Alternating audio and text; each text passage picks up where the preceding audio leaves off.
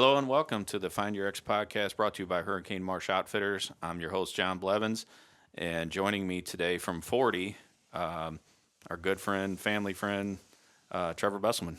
Welcome, Trev. Hey, how we doing? Good. Yeah, we're here at 40 today.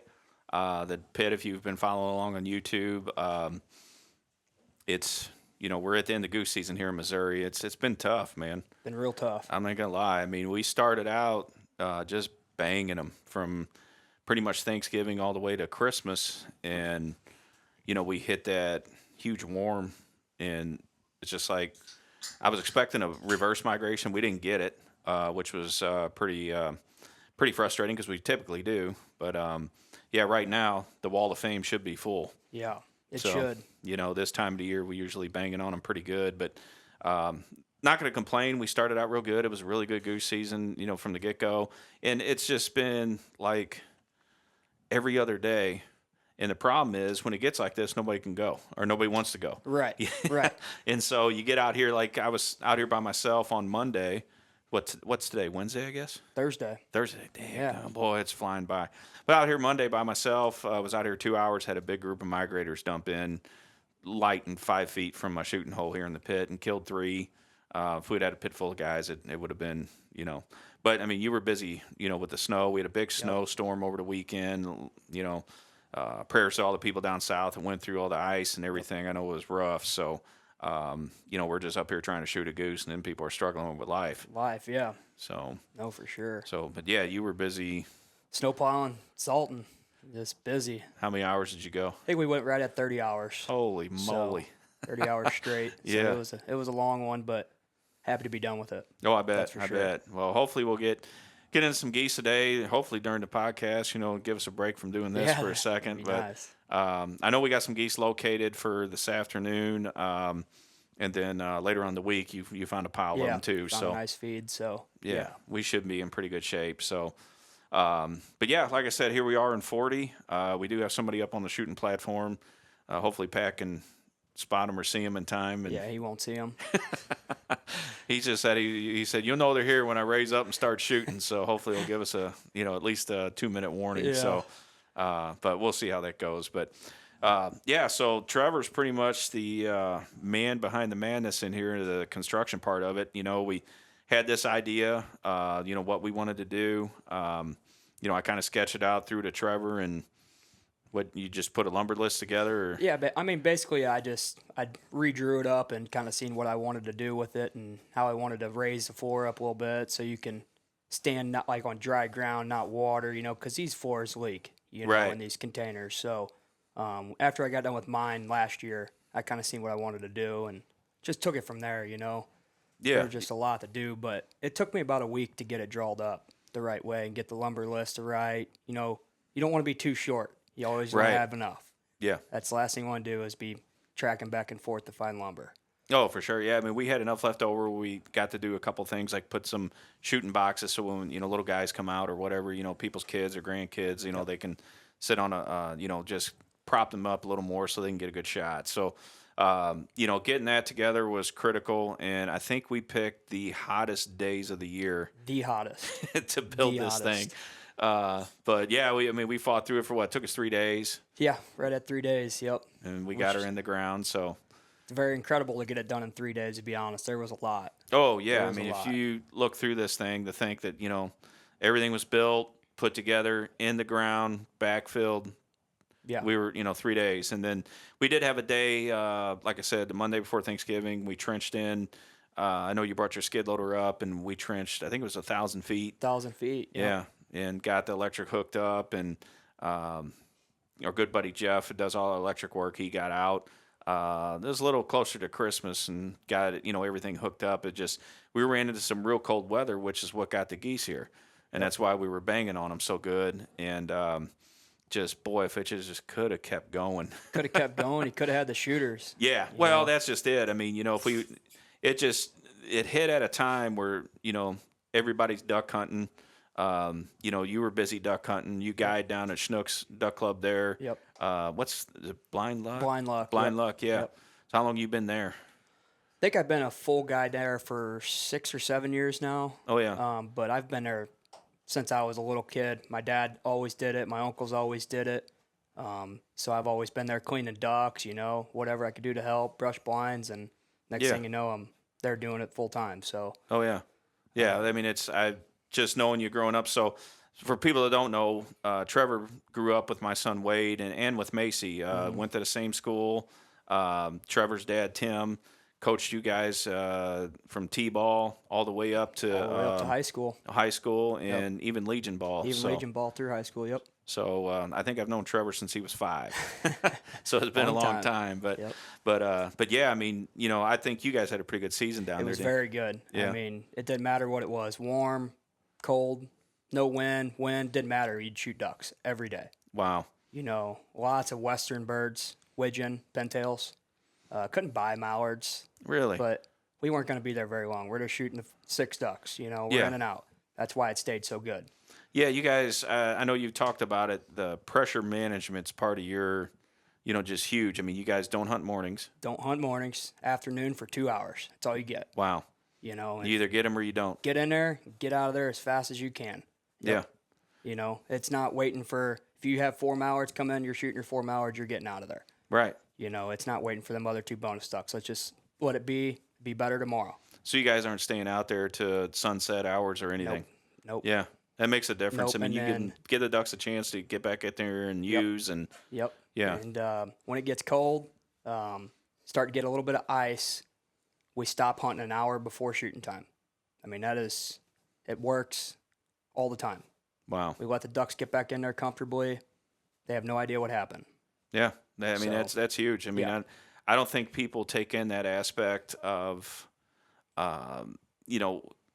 of course, putting food in for them is important. Absolutely. Your hide's important, extremely important. But then the whole part of just giving them time to use those, the duck lakes or the woods or whatever you guys got to get in there and get comfortable. That's big. I mean, when I had when I had Hurricane Marsh over in Illinois, it took us a couple years, but we finally figured out that we don't hunt till after 1:00.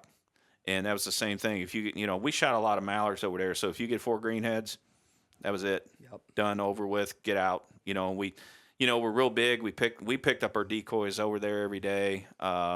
Just, little things. Didn't drive the Ranger out there when it was late. If you had to, you just put everything in a sled and walked it out. So, but yeah, when I was hearing about everybody struggling, every time I talked to you, I was like, well, Trevor's killing them every day. Yeah.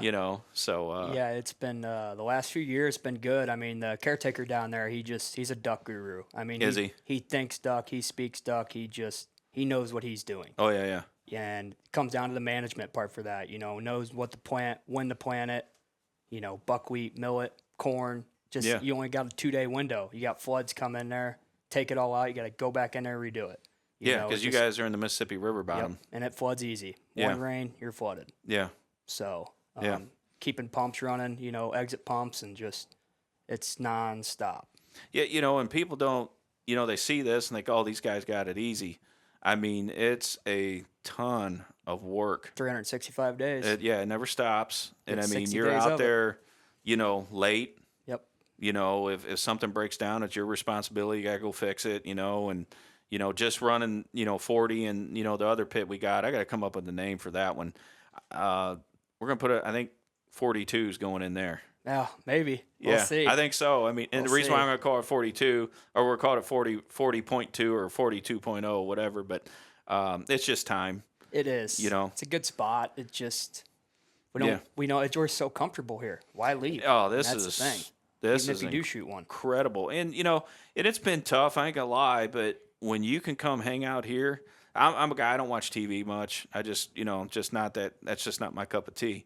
And so I'd rather come sit out here. My dogs are up there sleeping on the platform right now. And to me, this is my happy place.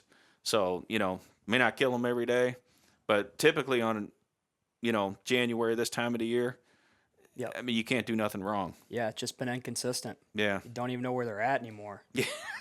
Well, they haven't flown. I mean, to me, and this is my analogy, because, I was talking to guys all over the state, this year from, where we live, closer to St. Louis. We're in the middle, north central part of the state here now. And then we got buddies out by Kansas City and all that to get after them pretty hard. And it's been the same thing. Yeah, we got geese, but they're just not flying. Yep. And there's been times when, we'll sit there all day, not see nothing. Right at shooting time, they start. And it's just like for hours. And then I know Travis, whose farm we're hunting on right here, does a lot of coyote hunting. And there's been, plenty of times he said, hey, we've been out coyote hunting tonight, and it's just nonstop honkers flying. Yep. So, they get like ducks. I mean, you probably see that there, snooks. I mean, ducks get nocturnal, they get stale. Yep. We've had geese since, I'd say, well, we were shooting them at Thanksgiving, so we've had geese since November. Yep. And we had a lot of them, too. The band, they're definite migratory geese. I mean, we shot, an Iowa band and talked to other guys who were killing Churchill bands and that kind of thing during that time period. But everybody was so busy duck hunting, that kind of thing. It's just the way it goes. So, but anything new coming up at Snooks you guys are going to try next year different? Not really. Going to try to just keep rolling with it. Same. I mean, it just keeps working. Yeah, if it's working, don't keep try rolling. to don't change it up or whatever. So yeah, probably just add a few new blinds and that's it, man. Yeah, just keep going. Yeah, let the pumps run. That's it. And you said your dad, and I know your Uncle Jerry, he manages this Horseshoe, I think it is. Horseshoe, yep, just down the road. Are those, because like I said, I've known you since you were 5, and I remember Wade always talking about, when I'd see you guys at ball practice or whatever, it's you guys would always like, man, what's your dad? Because you guys kind of knew what I was into with the snow geese and everything, and I knew you and Travis and some other boys are really into waterfowl hunting. But who got you going? Your dad, your uncles? My dad got me going. Yeah. I mean, he took me when I was in diapers still. Let's go out and brush blinds. And I never got to be one of them kids that played video games. Nothing. I was always outside working, doing something for deer hunting or duck hunting. Yeah. Nonstop. That's just what I lived and breathed, and part of it. I'm glad I did like that. Oh yeah. Well, I remember Macy's said Trevor's claim to fame at St. Paul was I think you got a squirrel with a beer bottle one day on recess. Yeah, heading the Dog Prairie, the local town bar. We were going there after school. Yeah. Because it's what the else Dog to do? Prairie. It's the Dog Prairie. You go there, you grab a couple pizzas, and we weren't old enough to drink, but it is what it is. But went there, I killed a squirrel with a beer bottle. So that was your claim to fame all throughout St. Paul. And I remember back then, I mean, we were shooting a lot of geese, of course, and then I would make jerky and send Ziploc bags to school with Wade and Macy. And, I knew in Wade's class, because your class, all the boys in there hunted. I knew they'd wipe it out, but I remember they would come back and be like, everybody wants more jerky. It was gone before lunch.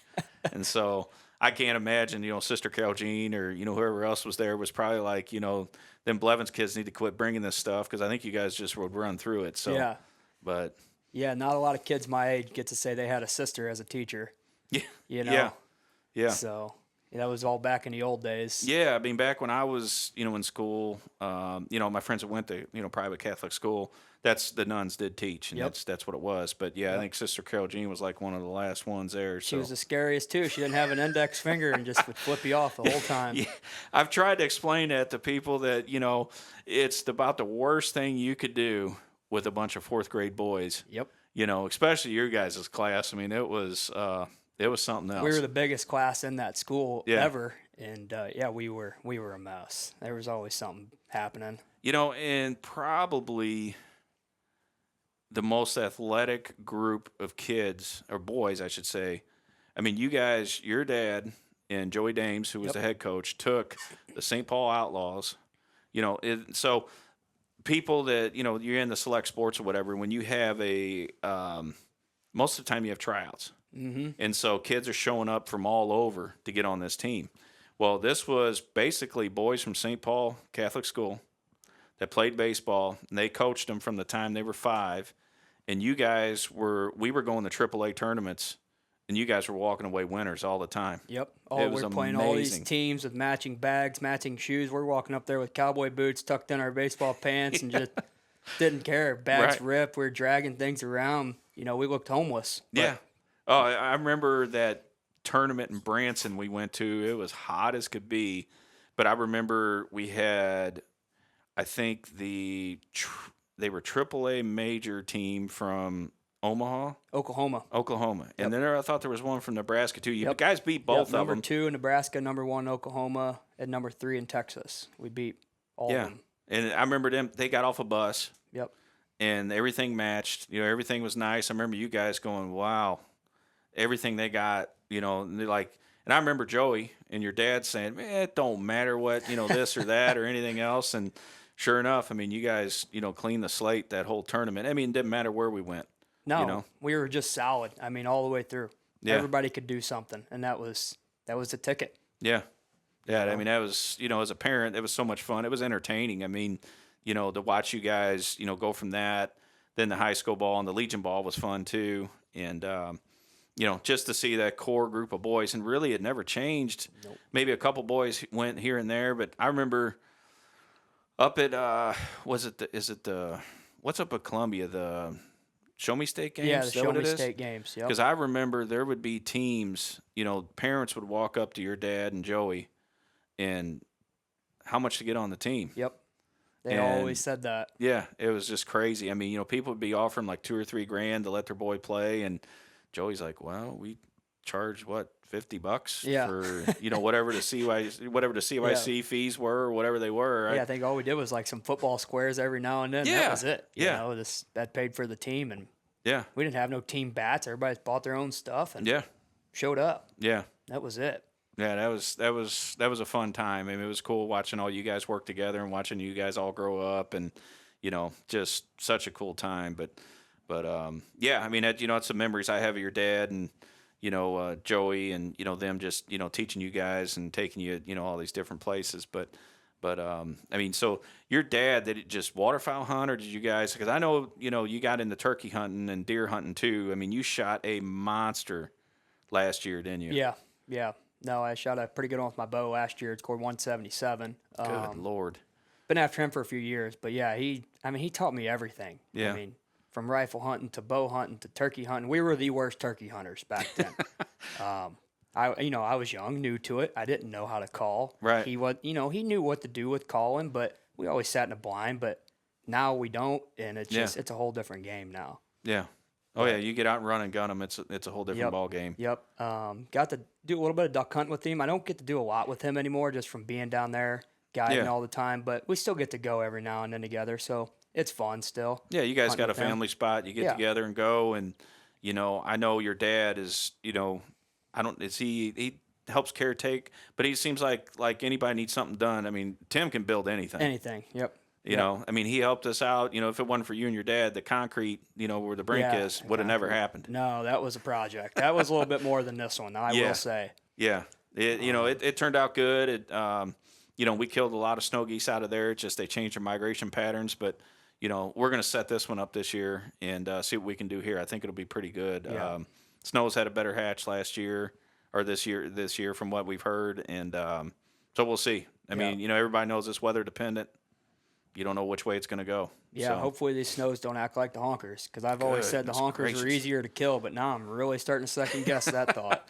Man, well, that's the thing. It started. You couldn't do anything wrong out here. Like we keep going back to this, but excuse me. You couldn't do nothing wrong. No. And then, Mother Nature kind of took over and threw us a card. You couldn't play. Yep. And what do you? There's just nothing you can do with that. Right. Like my dad's always said, he goes, these birds will all be nocturnal one day. And I'm like, why is that? And he's like, see all these subdivisions and streetlights going in? It's daytime out at night for them. They can see the water. They can see everything. He goes, so the more subdivisions, the more nocturnal they're going to get. Well, I mean, anybody that lives in town, I mean, you hear geese flying all night long. I mean, they're city geese now. Yeah. That's all it's turned into. They go to these golf courses. They go to these baseball fields. They go to these town park ponds, and they don't move. They eat grass. Right. It don't get cold enough here, and if it does, they'll still just eat there or eat the cornfield right there next to it that you can't hunt because it's in city limits. Right. So just get nocturnal. It's getting hard. Yeah, and I've listened to Sean Stahl, Hunter Grounds, different guys on podcasts and talk about it. And I've been saying this for a long time too. I think even Trinan's touched on it a bit. We've changed the Canada goose. Yeah. The introduction of the resident just changed everything. People are like, well, what do you mean by that? I mean, it's so you get a migrant goose, which, for years we had the Eastern Prairie population. We still do. I mean, you shoot a Churchill, Manitoba band, which I'm sure a lot of you guys have in the Midwest. Mm-hmm. Those are part of the EPP population. Then Yep. we had the Mississippi Valley flock, which is what used to get harvested down in southern Illinois, Ballard County, Kentucky, and Reelfoot, back in the day. And they'd winter a million geese down there. You tell people that now, I mean, you never got to see it. No, I wasn't old enough to see it. It's hard to explain. I mean, it's one of the most awesome sights. I just, feel fortunate I was old enough and was able to see it. But these resident geese, and I think had good intentions, because back then, if you wanted to shoot a Canada goose, you had to go to southern Illinois or, that area, Ballard County, down that way, eastern Maryland, on the eastern shore, Swan Lake, which is up there, the Swan Lake zone, Fountain Grove, and all that. Or up in Wisconsin, there was Horicon Marsh.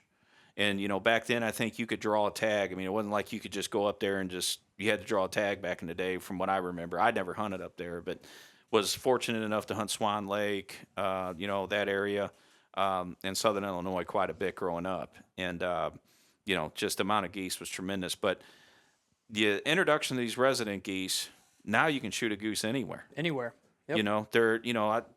People down in Georgia, who would ever think South Georgia you'd kill honkers? And I know guys down there to get after them. Yep. And that's a resident goose. That's not a migrant goose. And you're at a point now where over in the eastern shore of Maryland, our buddy Sampson, he's like, I don't even mess with the geese anymore because it's one goose in 30 days. Yep. And that was coined the goose capital of the world for a long time. But then, you go north of there and you can shoot 15 in New York in the early season. Makes zero sense. And, I talked to him and they've had some weather there and he said they are just flat covered up with honkers this year. Yep. He said they're everywhere. Every field, 4,000 or 5,000 just everywhere. But, limits one. And, it's gotten so, land's hard to come by out there. So it's gotten pretty privatized. And, that's what he said, to try to get into it for one goose, he said, just average guy, it was tough. So, but back to these resident geese. So you get these resident geese, and the migrants, they start coming south.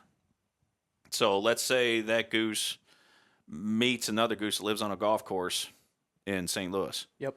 Well, that goose may stay with that goose if they decide to become a breeding pair. Now that goose becomes non-migratory. You go through several generations of that. That goose doesn't understand. No. That it has to migrate. And so, you listen to some of these biologists and they'll say, a Canada goose migrates there was a calendar geese. I remember Grounds telling me end of September, we'd start seeing our first migrators down in, Marion, down in, Crab Orchard. And I'm sure some still do that, but not to it was noticeable back then. Right. And so you have those birds that have, are we breeding this migratory instinct out of them, or, we're not doing it. I mean, they're just intermingling with the, and they're changing the cycle of everything they do. Yeah, the hatch has just been so good the last few years, I feel like, and they're not moving now. They're staying here. Yeah, there's more geese now than there ever has been. It's hard for people, you tell that to somebody in southern Illinois that grew up back in the day, and they're like, no, you're crazy. Yep. But, those geese, they make it, northern Illinois, southern Wisconsin. That's sometimes about as far as they go. Yep. A lot of people say, oh, it's, a lot of it is the weather. But, there's more subdivision ponds with bubblers on them. There's industrial parks that have cooling lakes. Yep.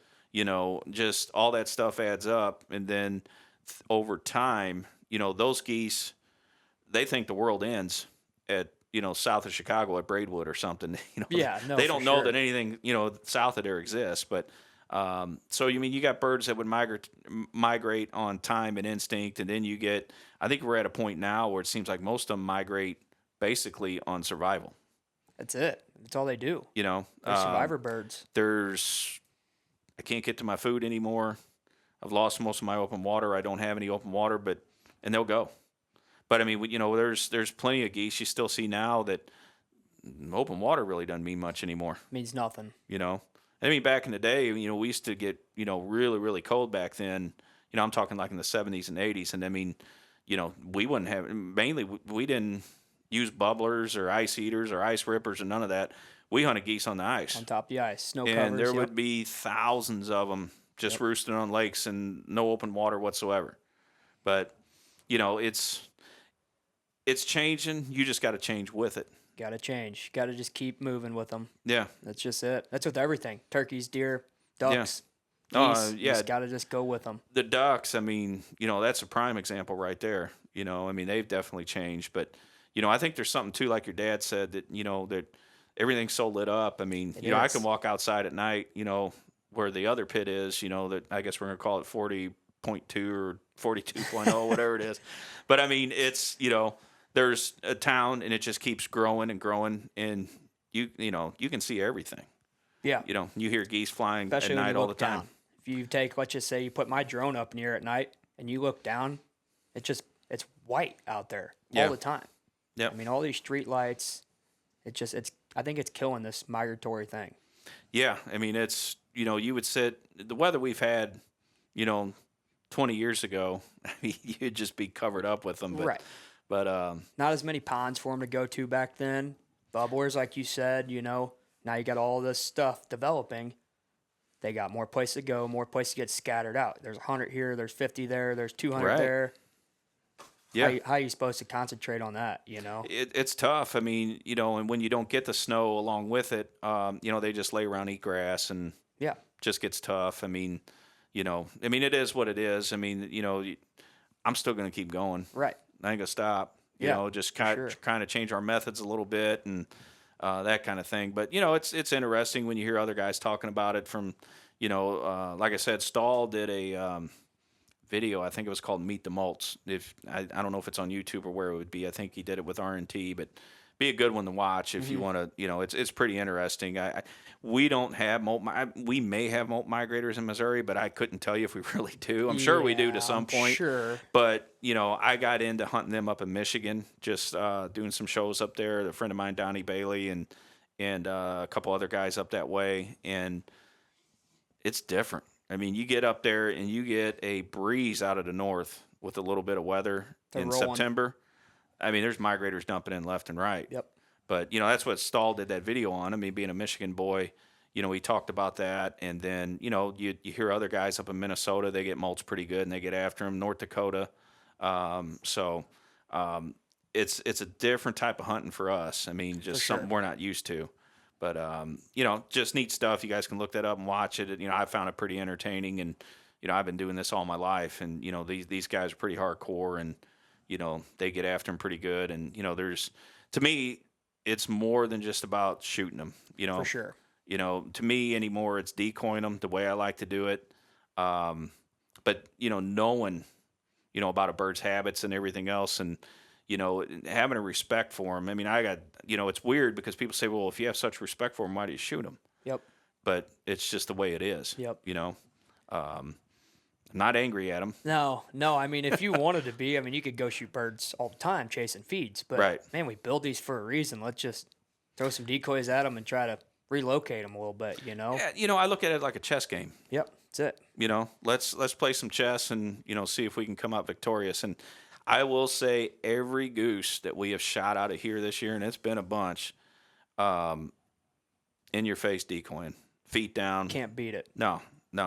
I mean, that's what it's all about. That's it. I mean, I'm not out here to go dove hunting. Yeah. You know what I mean? Tricking these type of birds that, we're used to being with all their buddies to come into some plastic decoys in a spot they don't really want to be or have never been. Right. It's even more worth it. Yeah. Putting all this time, money into this stuff, it just makes it worth it. Oh, yeah. Yeah, Going out laying in a field, frozen, this is comfortable. Yeah. Which we're probably going to do that later on today. We're a little bit off the line right now. I know Travis found a bunch of them, and I know you found some other ones, and so that's probably what we're going to do, just to, stay in them kind of thing. Because we're basically down to the wire. We got 8 days left. This is it. Yep. So, and then snow goose season's coming, which, like I said, we're going to throw a spread here this year and see what happens. It should be good. We'll see. All you can do is try. Yeah, that's it. You ain't gonna kill them from the couch. It's a saying that's been around forever. But, we're going to give it a shot and see what happens. But yeah, we were talking about up in Michigan, not just goose hunting, but you got into. I didn't really turkey hunt until later in life, mainly because my son Wade played ball with you, but the sports they were into so much. Wade was a tremendous athlete, played AAA hockey, Yep. played baseball and everything, and Macy was a four-sport athlete. So in high school, I was so busy chasing them around. I devoted so much time to goose hunting. Once this was over, in the spring, you guys were playing ball and everything, so I wanted to be there for that. And then they left and went to college, and my wife's like, I don't know if I was getting on her nerves or what, but, which that's hard to believe with Amy, I'm sure with you, but Or she was getting on your nerves. yeah, more than likely. So, yeah, she's like, you need to find something to do. And so, luckily, Travis's dad is such a nice guy, gentleman for letting me do what I do up here. And he was like, well, we got turkeys. You want to give that a shot? We're too busy farming, that time of the year usually. And so I came up here and man, I got hooked. Yep. And so, I just got into it like anything else. I don't tap my toe in the water. Let's just go in it all the way. Go all in. Yeah. So, started, getting into it, meeting some pretty cool people around the country. And you and I went up to Michigan last year. Actually, you called me and said, hey, I'm in, was that at the KC Hall that you were in that, or the Dog Prairie you were in that contest? Oh, that was which one was that? The biggest out-of-state bird contest? Oh, yeah. It was just kind of it's a St. Paul thing. I mean, I gotcha. We kind of all this threw something together. I've been wanting to get into it for years, and finally got into it. Yeah. But yeah, it's like they pay out for an out-of-state bird, or if you kill the biggest one out of state, and it's just something to do. Yeah, good competition. Something Absolutely. Fun thing to do. And I remember you called me and said, hey, what you got out of state? I'd get it. Because we hunt here in Missouri for turkeys, of course, but last year we missed our Nebraska tags. We made sure we got them this year. We were like glued to our phones at 1:00, when they went online. And boy, nervous when I saw my place in line. I thought, oh my God, I'm not going to get one. But we got them, so we're good. But I was like, hey, a good buddy of ours, Tyler Schnepp up in Michigan, said, hey, you want to come up? And so I called Trevor and said, hey, I think I got a spot. You could probably. We'll see about getting them Michigan birds are big. Yeah. And see if that would help you win the contest. And boy, that was a heck of a time up there. It was fun. Yeah. That was something different for sure. Yeah. I mean, we got up there. The first day was a little tough. I mean, we got birds gobbling, got close, but they were henned up, and that's warm. It was warm, and that's what he said. He said it was on fire right at the beginning. And then he said, right before I got there, he's like, man, it's just like they're not really talking, which, every turkey hunter knows. We get into that, stage, and what do you do? Yeah, right. Just, you keep going. Yeah, it's just day by day things. When the geese ain't flying, you keep going. Exactly. Everybody used to ask me, what's the best day to go hunting? I said, when you can. Yeah, exactly. That's all it is. So we get up there, and I remember that morning, the first morning, we had roosted some birds the night before, and there's just one hammering. And I shoot left-handed. I was sitting on the left side. You shoot right-handed. You were sitting on the right side. We were hoping to double up that morning. And that joker comes up on the right side. And I think you could have shot him. But, yeah, Trevor's like, oh, this is your trip. I was like, just let's get one on the ground. But he came in close. I couldn't get a shot at him. And then that Jake ran him off, I think. Yep. That Jake, he circled around behind us, because Tyler was behind us calling. That gobbler circled all the way around us. I mean, I could have shot him a handful of times, but just... I like getting them in the decoys. I like up where playing they're the breathing game on you. Like that's what I like to do. I don't want to shoot them at 50 yards or 40 yards. Maybe if you hit them, right? Why even try? You know? Let's keep going. First day, let's just keep going. Yeah, we knew we had 3 days to hunt. Yeah, and so we were, and I get it. I mean, we just from what Tyler told us, he had turkeys. We knew he had turkeys. We could, scouting, we could, see that, and so.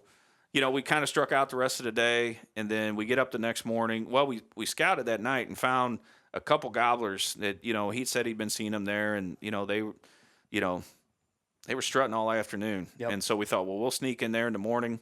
I ended up getting a red dot sight on my shotgun. I'm getting older. All my buddies were like, hey, I missed my first turkey this spring in Missouri. I did. And it just, man, it threw me for a loop. And so I went and got a red dot.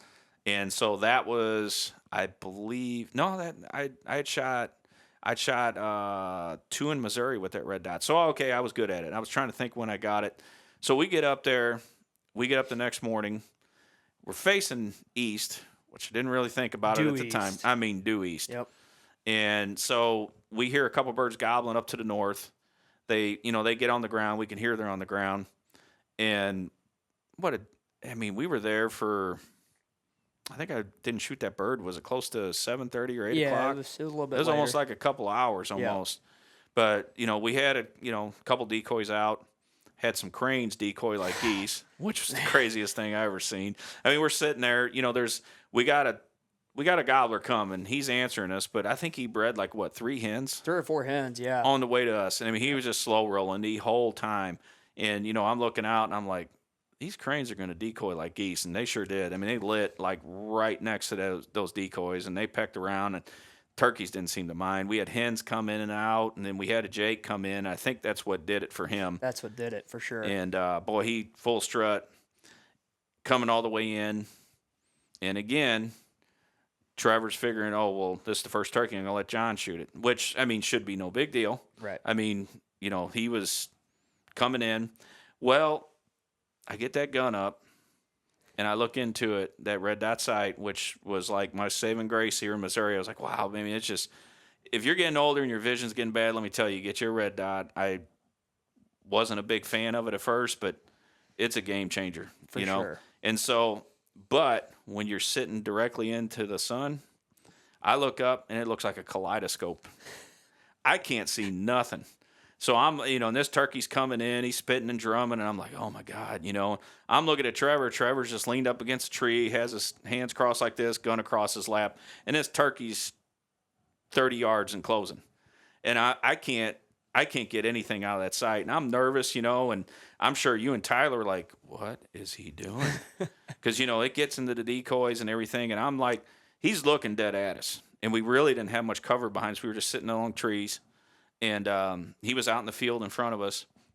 And finally, he got to a point, or the sun moved enough to where I could just get that little dot in the middle, focused enough to where I was like, it's on its head.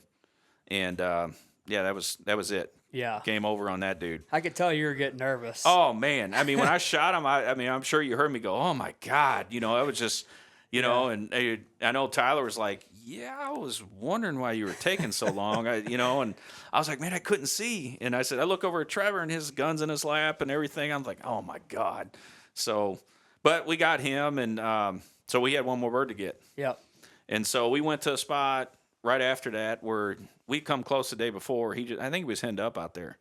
Yeah, he had the same hens there for a while. You can definitely tell he just lived in that patch of trees. Yeah, that was his spot, his domain. And so we get in there, nothing. Hit a box call, and I thought we heard a gobble really far off. And we, tried it again. I didn't hear it. And then Tyler's like, hey, I got another spot. Let's go try this. So we get going, and I think it was you that was like, hey, those are turkeys like 500 yards out there by the truck. Between us and the truck. Yeah, on our way to it. And, hit him. And I don't know what it was, but, boy, it got him going, and he got mad. Yep. I don't know if he figured, hey, something's going on up there that I'm down here with my hens. What's she doing up there? I don't know what it was. But that joker came trotting up it was a 2-track just into the back of the woods back there. I think they had some deer stands or something back there.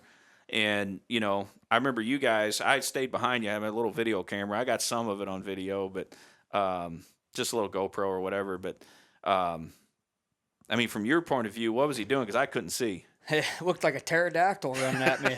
I didn't know what like a Jurassic Park or something. I could just hear Tyler saying, get ready. He's coming. He's coming. Yeah. And I'm like, I don't see him. And all of a sudden I seen a red head just pop up over this hill. I'm like, holy, he's right here. He's coming. He's right here. And I let it keep coming. Yeah. And that was it, man. Cool. The weeds were so high, and it was kind of perfect because I couldn't see nothing because I was crouched down behind you guys, but I figured it was happening because all of a sudden I see your head go a little bit, then I see you raise up like that, and then I hear a pop, and I was like, he must be close because I couldn't even see him.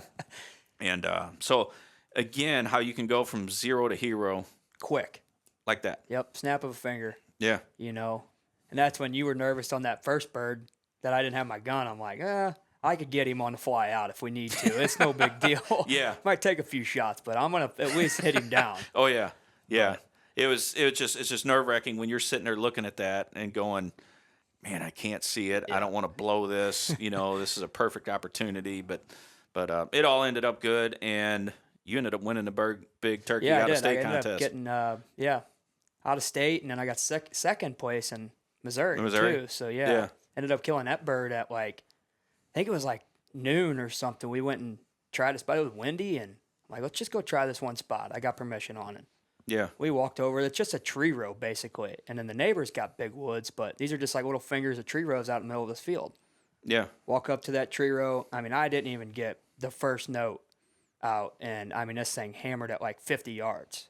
So, I mean, I'm hurry up sticking the DSDs in the ground. I'm like, why am I even putting these things out at this point? Yeah. So I crawled into the weeds. And by the time I got crawled into the weeds and grabbed my gun, it was time to shoot him. I mean, he came on a dead run. Don't know how he never seen us. But, man, that was cool. I shot him at about 12 feet.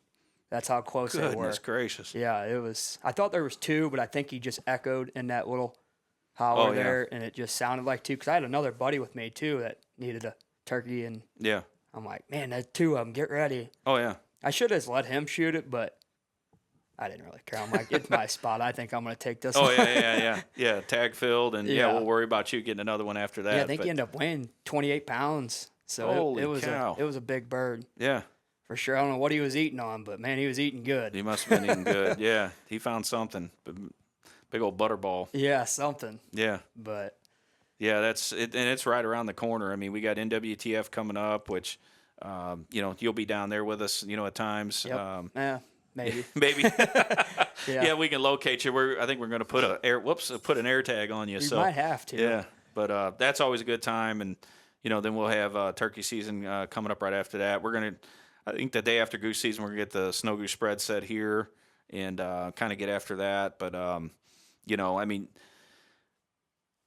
even though I didn't really grow up hunting with you, you've hunted with me several years, and I mean, man, we had some pretty, Michigan trip was fun. Some fun hunts.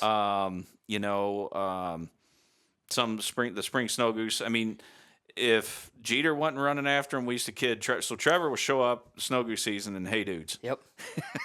I mean, the pits are nice enough, and it's warm outside, and so he said that was his goose getting shoes, but he chased geese down. But I remember the first year we went to Saskatchewan. First year you went with me up there. We get there, and I mean the Rossies were just thick, Whew. and I know you'd never seen anything like that. I mean, seasoned duck hunter and stuff. You've been there, done that with as far as that goes. But we get up there, and I remember that first evening we set up. It was had a big feed, and we went to park the trucks. And I don't know what happened, if an eagle did it or something bumped the roost.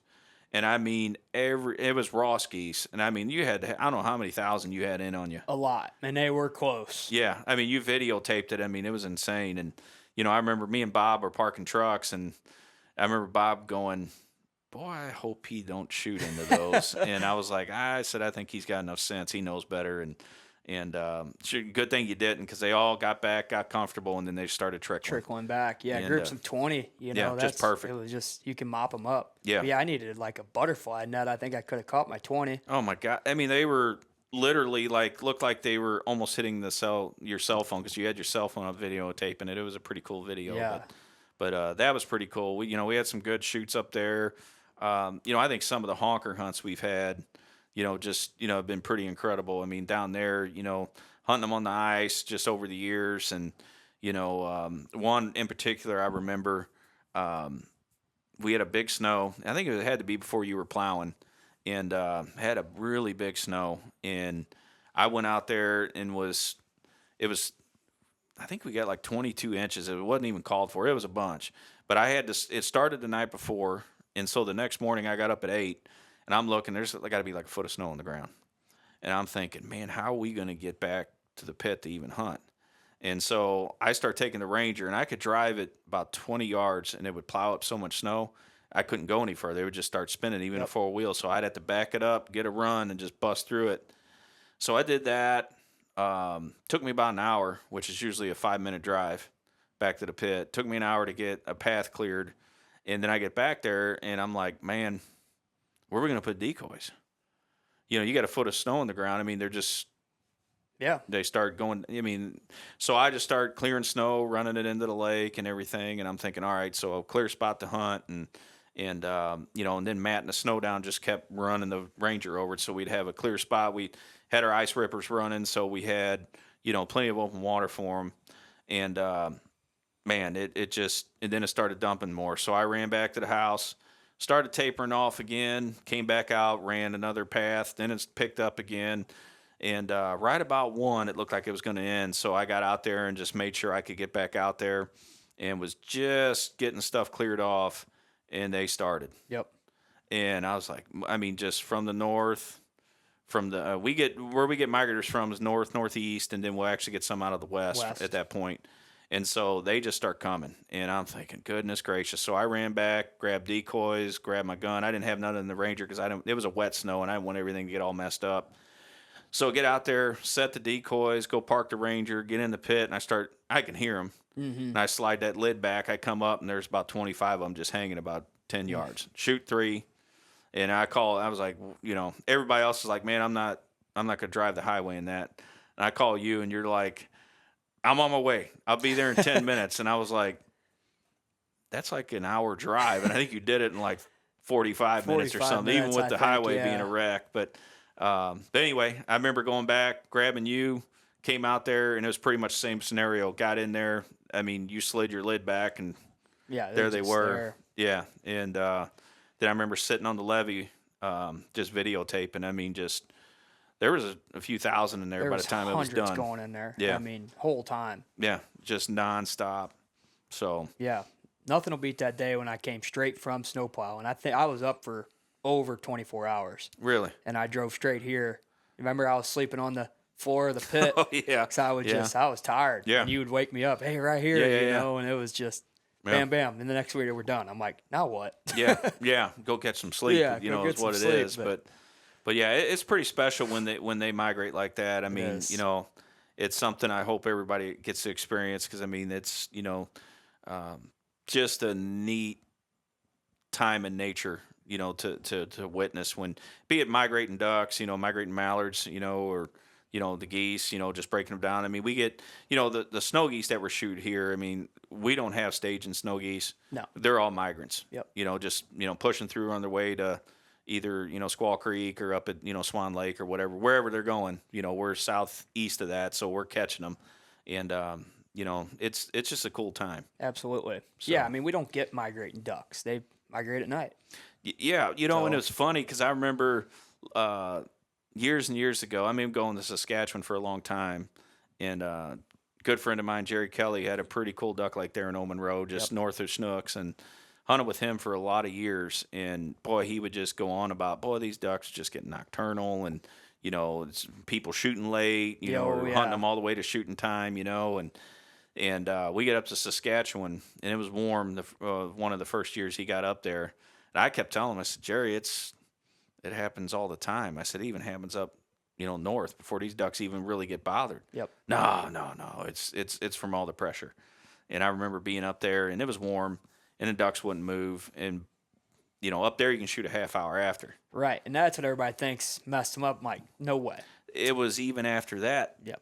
They would start flying because it was warm. They didn't need to. They basically sat and whatever they eat in those potholes up there, that was good enough for them. And, they'd get up and they'd fly at night. And, there's been many mornings, we've been setting out a snow spread and you get done and the roost lake's not far from us and it just line after line after line after line of mallards. I don't know where they're coming from, where they were all night, but they'd be dumping into that roost lake and they would sit and you wouldn't shoot at one. Right. Thank God for snow geese back then. It sounds weird, but snow geese are the most reliable bird up in Canada. north. Yeah, for sure. They are 100% reliable. Yeah. It doesn't sound right. The honkers never change, Right. Like they're born with that. Ducks are the same way. I mean, you can go up there and you can shoot your ducks. Right. For sure. I mean, that first year I was pretty confident you could shoot them in blaze orange out in the middle of the field. Man, it was to that point. I remember when the RoboDuck came out,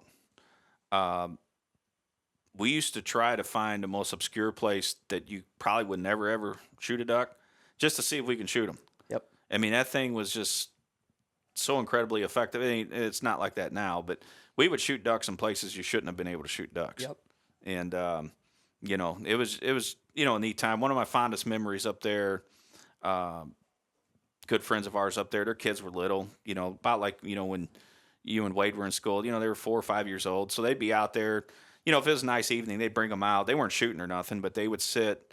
We'd usually find like a pea field that had old dried up slough, and we'd sit in the, the bush there and for a hide and just put some decoys out. And the ducks we shot that day, I remember when there was 8 of us out there, we shot 64 and still had a little bit of time left. And, the kids, they literally had Barbie dolls out there, Tonka trucks, tractors, whatever, and playing while we're, shooting. It was a cool time. And so I said, you want to do something cool? And they're like, what? And I said, it's starting to get dark. And by then, the spins were getting pretty big. Yeah. I'm talking 2,000-3,000 ducks at a time spinning. And so I said, let's go out there in the decoys. We're going to be real quiet. And we're going to lay underneath these spinning wing things. And you got to be real quiet. And, it was dark enough to where, the ducks were really starting to get thick. And they really couldn't tell what we were down there. So we just lay in that pea field. I remember them big groups of ducks that get down on us. They get about 10 yards. And the sound. You've heard migrating ducks, when they lock up from real high that sounds like a jet flying past you. Lay under about 1,000 of them coming in like that. And, all the hens are quacking and, just everything. And them kids would scream, and boy, them ducks would flare up and they'd poop all over the place. And, the little kids are out there giggling and laughing and everything. And had nothing to do with shooting ducks, but something I'll take to the grave with me, something I'll never forget. Absolutely. Just you don't have to shoot a limit every time for it to be special, and right. It's sometimes the things around that you'll remember more than because how many times you shot a limit in your life? Probably quite a bit. Yeah. But you remember the most obscure things. Absolutely. Usually shoot odd ducks or something. You always remember that, or who you're with, whatever. Yeah. But. Yeah, and it's crazy to say, to hear the robo thing back in the day to now, everybody thinks they don't work. They don't work. Everybody despises them. There's a time and there's a place for them. Yeah, it's just like anything else. Any day. It don't matter. Cloudy, I'm still probably going to throw them out. Yeah. But I'm not going to just throw one out. Everybody and their brother has one robo duck, one pulsator, 2 dozen decoys. Yeah. I'm going to change it up. I'm going to put that robo 80 yards above me. Oh, up in the middle of the corn row. Yeah. Them ducks will come down looking at it, and they'll be right over top of us. Yeah. Nothing better than shooting a duck right over top of you at 20 yards. Oh, yeah. Easy it's just shot. Thinking outside of the box a little bit, Got to do something different. Yeah. That's just what it's getting to anymore. Yeah. And I got a feeling this might go like that for the honkers this year. Got to do something different. Yeah. That's the way it's going. Where we're going to hunt this afternoon, I cut my teeth up here hunting out there, back in the day. And, like you said, we build these things for, number one, it was 16 degrees this morning. Yep. And, I got way too much on right now. But, you could sit down here in a T-shirt and, and you're fine. You can hunt all day and you never get cold, You probably can't see it because of where the camera's sitting, but, we got a Blackstone right there. You can cook. So you're fed, you're warm. My theory is if your belly's full and you're warm, you're never going to leave usually. Yep. So, and that's how we've shot a lot of geese, is being able to wait them out. I learned that back in the day. I'd never understood why some of these guys had these elaborate contraptions. I just thought, because back then I'd go lay on a patch of ice for 8 hours a day, Yep. Just trying to kill a goose. Back, a lot of people don't understand Missouri used to have a 1-bird limit back in the day. Used to hide under them big Magnum shells. Yep, that's what we did. We used to have, my dad used to have a ton of them. I'm like, man, what do you use these things for? He's like, to hide under. I'm like, there's no way. Yeah. No way. Yeah, it worked. They ate them up. And to think that we did that, and now, I feel like, man, I'm kind of a wimp now, but, after doing this. But, it's figuring out just a different way to do it. For sure. To, what level can we take it to next? Oh, man. When you first asked me to go help you at Game Fair on one of them shows, on the way home, you're like, I think we're going to build this concrete pit. You know anything about a concrete pit? I'm like, I don't know. I'm sure I could figure something out. Well, we need forms, all that. I'm like, let me see what I can do. Next thing you know, I didn't know what I was getting into. I'm like, I'm actually doing this. Here we go. It was a job. And then now, putting newer pits in and bigger pits in, making it more comfortable. Yeah. Like you said, you might see a hammock down here one day. Oh, well, Would not be surprised. Pat's got a zero gravity chair somewhere. I'm surprised he's not in it right now. he's not on the platform, so we might have a bunch of geese sitting out there right now. It'd Who be all right knows? when we came out. But yeah, I mean, it's what level can we take it to? When you built yours up there, that's kind of you did this false floor in it, Yep. and I thought, man, that's the way to go. Yeah, for sure. So when we came up, we're able to put this one in. We did it, and after hunting this one, it's like, yeah, well, that's why I think we're going to put that other one in there. I mean, but Harrison's putting a 40 in at his place. Yep. I think that's going to be a burner there. I'm gonna have a lot of work ahead of me this year. Well, yeah. Well, let's not wait. I know that's what Travis said too. Let's not wait till it's 100 degrees to do this next time. Spring. Yeah. So we'll knock it out. I mean, really, you could probably get it done in 2 days If I can get the right guys, sweltering if hot. I can get my dad and a couple other people up here, man, we can have it done in a day and a half, 2 days. Oh, sure. yeah. Completely done. I Yeah. mean, not one thing to do after that. Yep. Just drive it to the hole and dump it. For sure. Which, sure. Travis does a good job with all the heavy equipment. So, I mean, we're just lucky we got, that's the cool thing about our group. Everybody's got something that they contribute and bring to the table. And it just, makes everything just run smooth. Yep. And a lot of fun.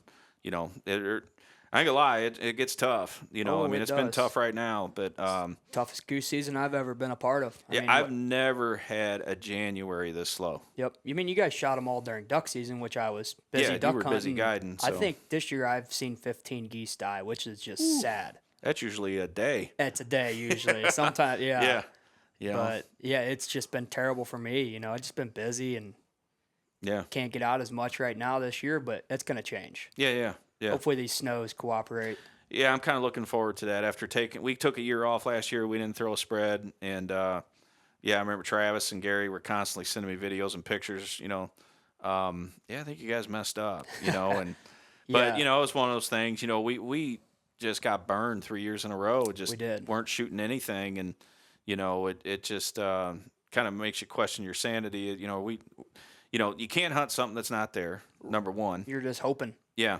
And, but it's been a pretty educated guess every year that we've done this, that, because for years we shot them.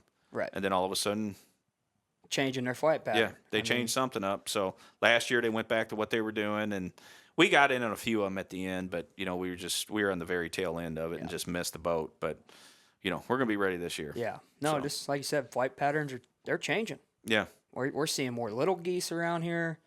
We're seeing more pintails. We're seeing more widgeon, which is odd. Yeah, I mean, back in the day, I remember shooting widgeon like up at Ted Shanks when I was younger, back when you could just hunt the timber. Yeah. That's all it was. I mean, a lot of people don't know it's a lot of flooded fields and ag right now, but that timber, that's all it used to be. Yeah. And you'd shoot some, on migrator days, you get some widgeon down in there in the timber. They're leading birds. They're the front edge of the leading birds for the migratory. They're the first ones in. Yeah. It seems like, and like this year for us, it was every day we shot widgeon. Isn't that something? Every day, like groups of 200 be flying around. Like, where did these come from? Never seen this. You go shoot 50, 60 ducks a day, you see 30, 40 widgeon, you might kill 10, 15 of them. Wow. It was weird. Yeah. So I'm thinking these flight patterns are switching. It's been drier out towards Kansas area. Yeah. Birds are kind of going more towards the rivers again. So yeah, it does seem like, in the dry years, especially out in the prairie and the west, it seems like you start hearing more, guys around the rivers doing a lot better. So, it makes sense. Ducks are going to go where the water is. It just is what it is. Birds travel water. Yep. They have to. They have to. That's for sure. Yeah. So. But, yeah, well, thanks for coming out and joining us. Thanks for having me. The wall didn't get filled up while we were sitting here, which is disappointing. But that's going to change quick. Yeah, I hope so. So we'll go out and try to get after them this afternoon and go that route. So, but again, I'm Jon Blevins. This is Trevor Besselman. We thank you for joining us. Hopefully the next time out of 40, there'll be some geese hanging on the wall. But that's why they call it hunting and not killing. So we'll see you next time. Yep, we'll see you. Hopefully there's some hanging on the wall tonight.